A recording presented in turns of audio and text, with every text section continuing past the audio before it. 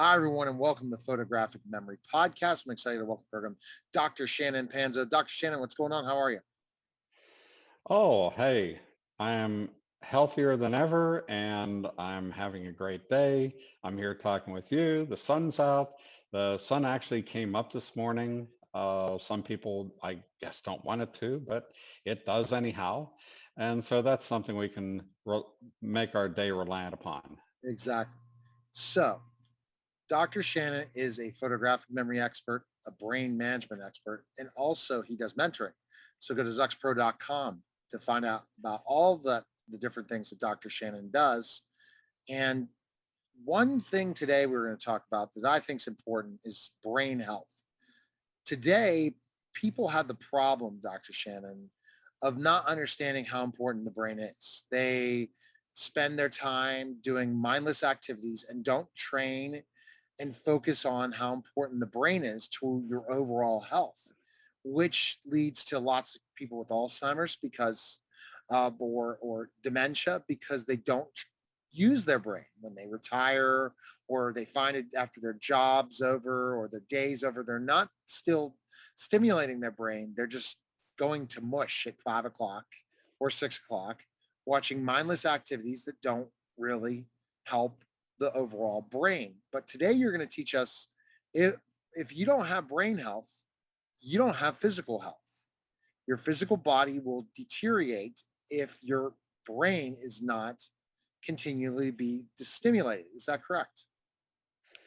Oh, yeah. In a nutshell, you could say you're stop sitting on your brains. Right. And why We're, is the brain not a valued commodity with some people? Well, it is a valued commodity. It's just that they don't understand how to exercise it. The brain is your most important muscle because the brain, from your brain, everything else works. If your brain isn't working, then everything else goes into deficit. Now, this can be the autonomic functions of you breathing and your heart rate and all those types of things, the things that you take for granted, to how your muscles function, how your brain is actually interacting with your musculature, how you walk, how you stand, your posture. Then of course, this is reflected in your health. Now, I have not seen too many people that are crippled over with bad back and they have the neck going where they're literally a hunchback. I've never seen a person like that reflects great health, not only in their physical appearance and ability, but also because things aren't functioning there. If you don't have if you don't have your brain in order, and basically your neural net obviously stems throughout your back. So if you have good posture, even such a little thing as good posture will actually make your brain work better. And these things are all missed. They're just not thought of. And us being a curly Q on a couch watching TV definitely doesn't help the matter much.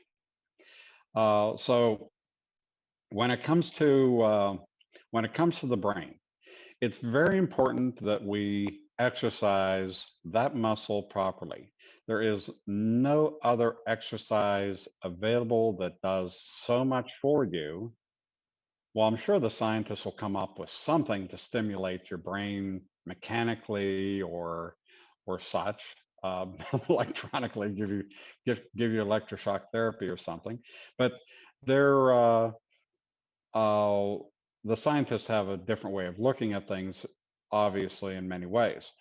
I look at things in a way that we need to exercise our brain. If we're exercising our brain, our whole brain benefits from from that exercise.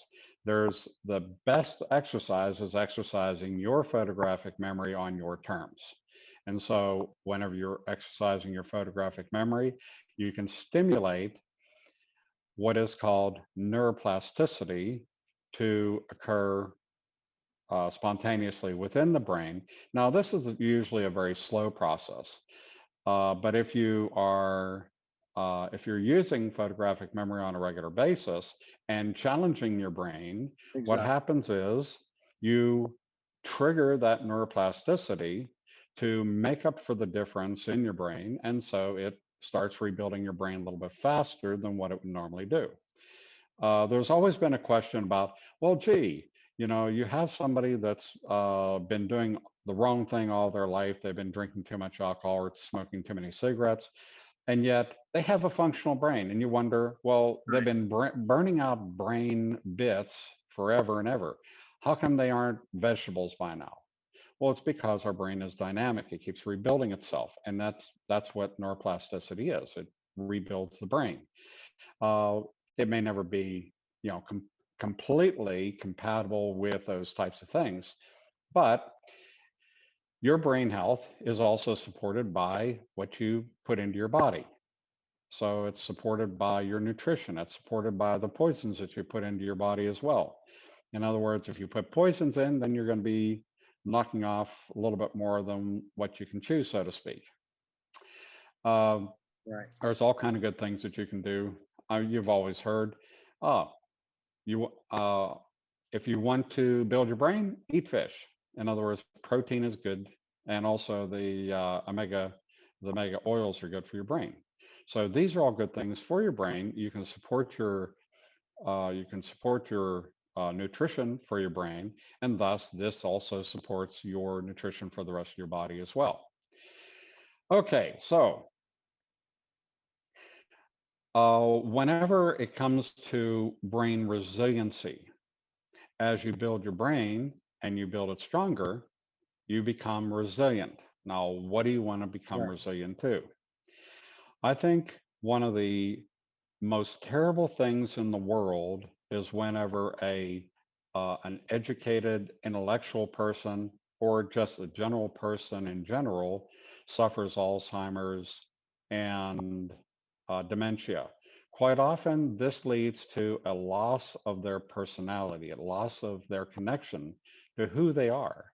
Right. And this is just it's a crazy thought to think that you're walking around and you stop knowing who you are, what you've done in life, all your accomplishments, but yet you're walking around Yeah. and that's been shut off from you. You don't even know your family. It's the most terrible thing in the world to think that you are now suffering a loss of identity. Now, you want to, I would think that everyone that is watching this would want to not have that happen to them because it would be a terrible waste. So it's really important that people start taking their brain health seriously so that you have less of this going on. I mean, we talk about all these other things that are killing people, right and left. But we typically, when it comes to the brain, we don't like discussing it unless it directly Right. involves us, and by then it's too late. So what you're saying is that stimulation of the brain such an important thing because you will lose brain cells at times, but you can regenerate brain. But at one point, it will not regenerate completely. But the way to stop it from decreasing and to the point where you cannot remember anything ever again is the more stimulation through photographic memory, especially mental photography. How does that help the brain? And then how does that brain help your overall health?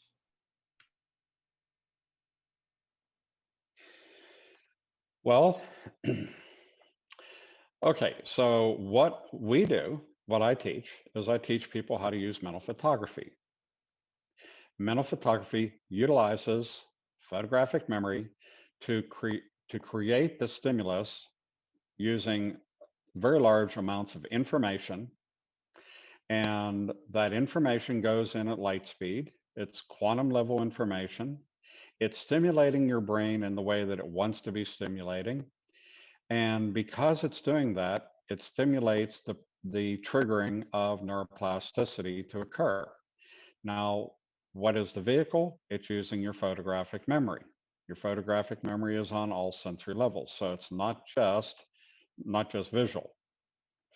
And By using this, what happens is you stimulate the brain, you exercise the brain, you make your brain stronger.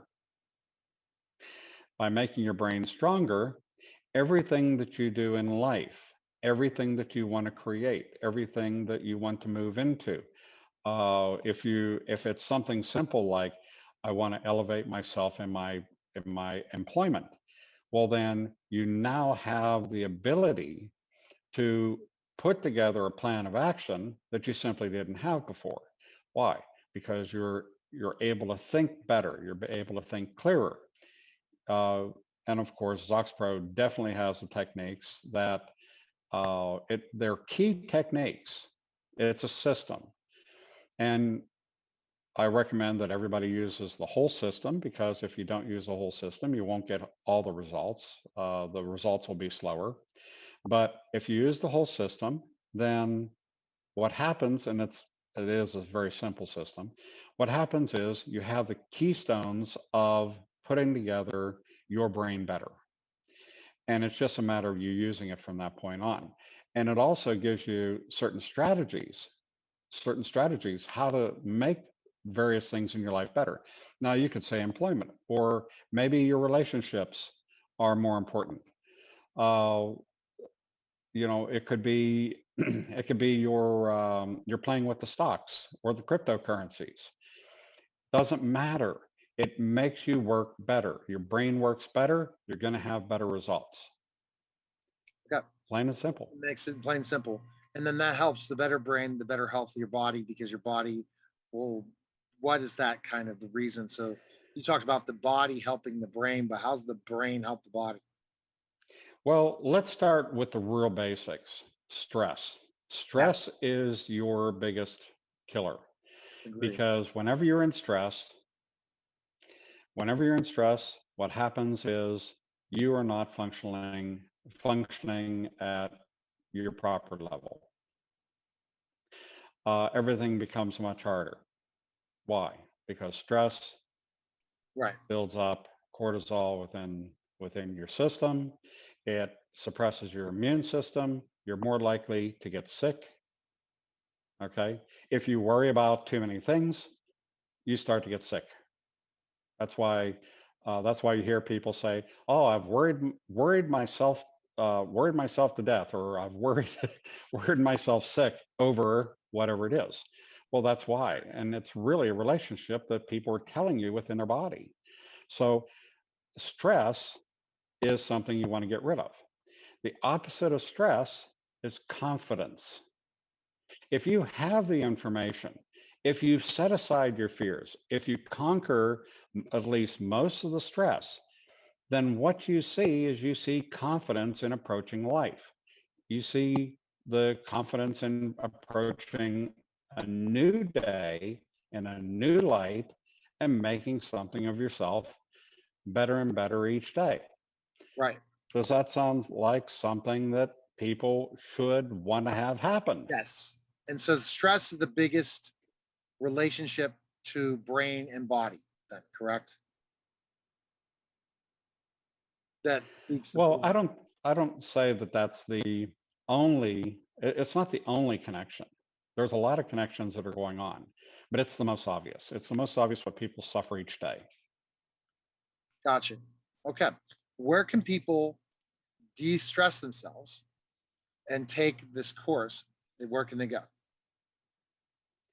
Well, de-stressing is a matter of you employing what I teach. What I teach is not necessarily going to be de-stressing at first, but as you continue to use what Right. I teach you, then yes, you will see the stress levels go down because your confidence is building in what you're doing, and this is going to be reflective in your life. So where you go to get that, the first place to go obviously is zoxpro.com, which Right. is ZoxPro training. And that'll give you the stepping stones, the fundamental pieces that you need to make a difference. Excellent. Well, appreciate it, Dr. Shannon. Another great episode. Zuxpro.com for more information. Look forward to chatting with you again next week. Thanks for having me again, Neil. All right, guys. That was the Photographic Memory Podcast. Take care.